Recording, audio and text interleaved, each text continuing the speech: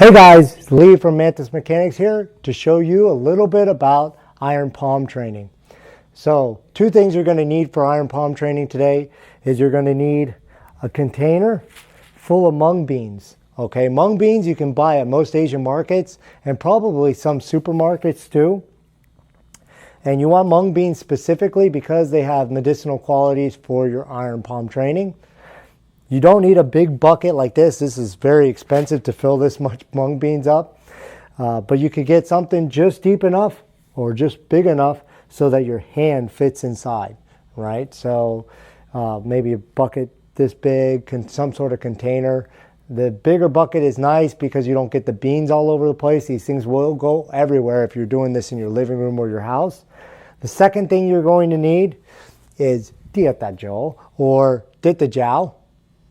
Called. It's iron palm training liniment, right? You can buy this stuff online. I make mine own personally here, but every martial arts style has some, and if you just research dittajao online, you can find some online. So you're going to need these two things. Now, the dittajao also has medicinal properties. We're talking a lot about medicinal mung beans, medicinal liniment, and that's because when you're doing iron palm training, a lot of people can overdo it and get hurt. So you don't want to go and punch a brick wall into your hand bleeds. What you want to do is build resistance in your hand slowly over time. Because if you punch your brick wall into your hand bleeds, guess what? You're injured now and you won't be able to punch anything for a couple weeks, maybe even a couple months, depending on how hard you hit that brick wall. Okay? Or unless you're a Super Saiyan and you bust right through the wall, but then I guess you wouldn't be watching this video and you wouldn't need iron palm training. So the idea is to go slow, just like a marathon, training for a marathon. You're not going to run 26 miles your first time training for a marathon. Don't do that, right? You're going to get injured, your legs are going to be sore, and you won't be able to run for a couple weeks.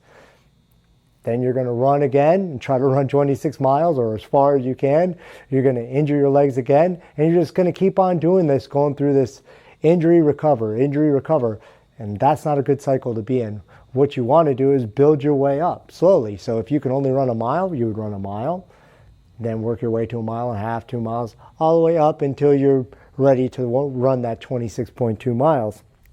So for iron palm training, what I want to do is take my dittajao or my jiao and rub it on my hands, put it on my hands liberally. I'm going to do my iron palm exercise in the mung beans, which I'll show you in a minute here.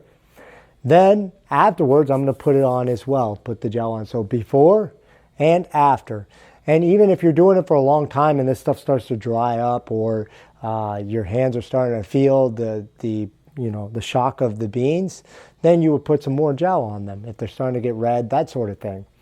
So when we do our iron palm training, we're going to get into a horse stance. We want to place the container at a height, okay, where I can hit the beans without bending forward. I don't want to be like this in the beans, right? I want to get down. This is going to be your horse stance training too. And you're going to hit, straight in, trying to keep your back as straight as possible. So the sequence that we're going to do for our iron palm training is going to be a pure spear palm, right? Like this. Then you're going to bring your hand up. You're going to go into like a tiger claw. Hit. As you hit, you're going to grab some mung beans, bring them up, make a fist with the mung beans in your fist. You're going to punch into the beans, let go of the beans, open up your hand, and do a palm strike. Okay, and then you're going to do the other side. So again, it's going to go spear, claw, grab beans, punch, palm. Spear, tiger, punch, palm. Spear, tiger, punch, palm. And when I do this, I'm only going deep enough to cover the hand in mung beans. I'm not punching. Notice I'm not doing this. Trying to hit as hard as I can. No, it's a soft technique, just going nice and light, building it up over time. If I try to hit this as hard as I can over and over again, I might last a minute, I might last 2 minutes, but then I'm done, right? Then I have to recover. It's going back to our previous conversation. Then I have to recover.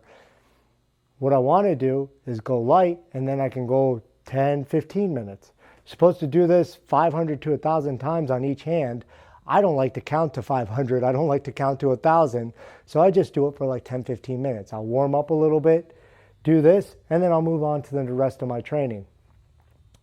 So make sure that you do this softly. Again, in your horse stance, here, spear, tiger, punch, palm. Okay, now I'm going to give you another angle of this so you can actually see what I'm doing. If you have any questions on this, please comment below and hit that like button if you like this, and subscribe for more. Until next time, guys.